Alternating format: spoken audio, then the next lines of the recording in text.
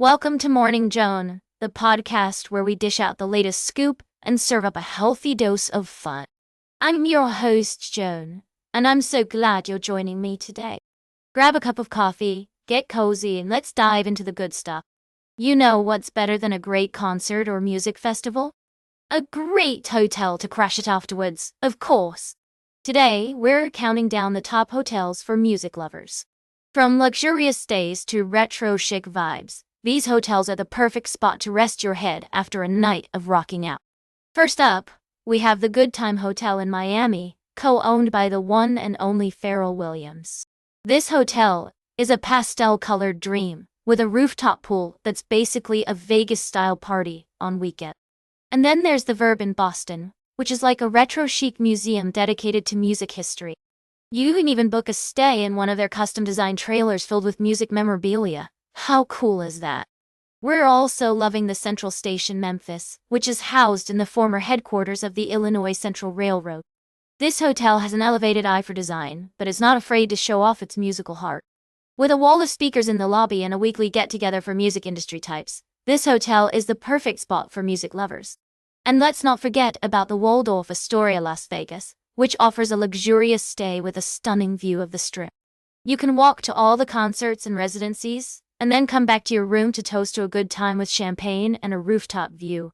We've got 11 hotels on our list, each one more amazing than the last.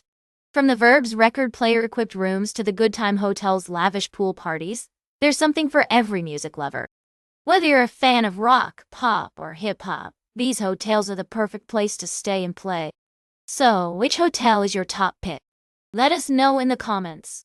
And if you're looking for more music-filled fun, be sure to check out our website for the full list of hotels and some exclusive behind-the-scenes peeks. We'll be right back with more tea on Morning Joan. Welcome back to Morning Joan. We're halfway through our show and I'm excited to dive into a topic that's been brewing in my mind lately. As we all know, the Sean Diddy Combs trial has been making headlines, with many outlets covering the sensitive and complex story.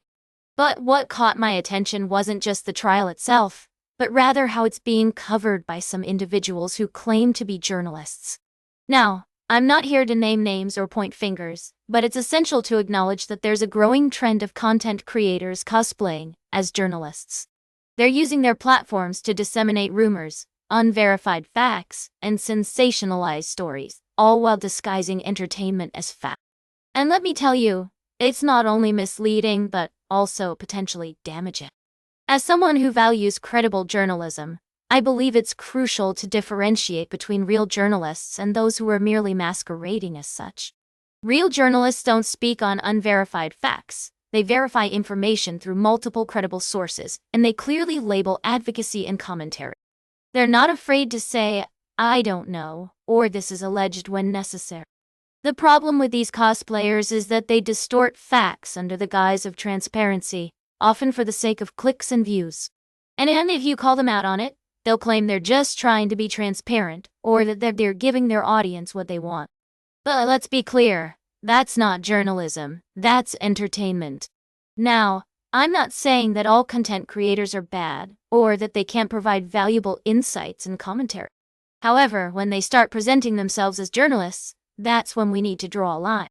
Journalists have a responsibility to their audience to provide accurate, unbiased information, and it's time we hold them to those standards.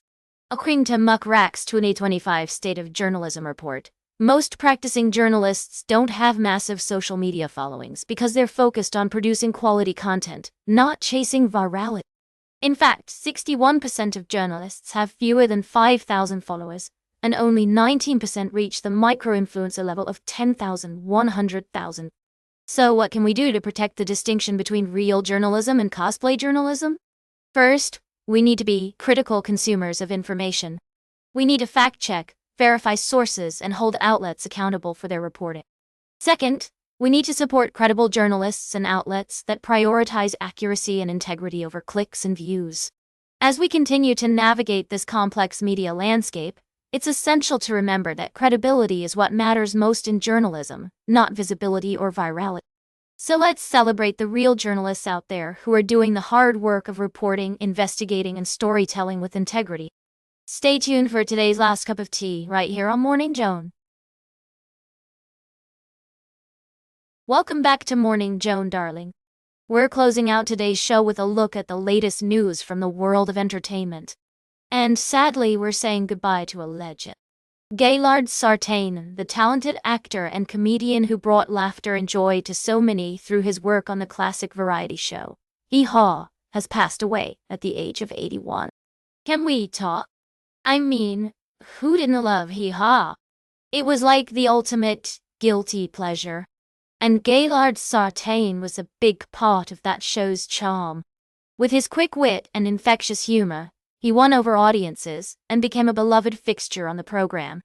Oh, grow up. You have to admit, darlings, Hee Haw was a staple of many of our childhood. But Gaylord Sartain's talents didn't stop there. He had a successful career in film, appearing in movies like Nashville, The Buddy Holly Story, and Fried Green Tomatoes. And who could forget his roles in the Ernest P. Worrell films?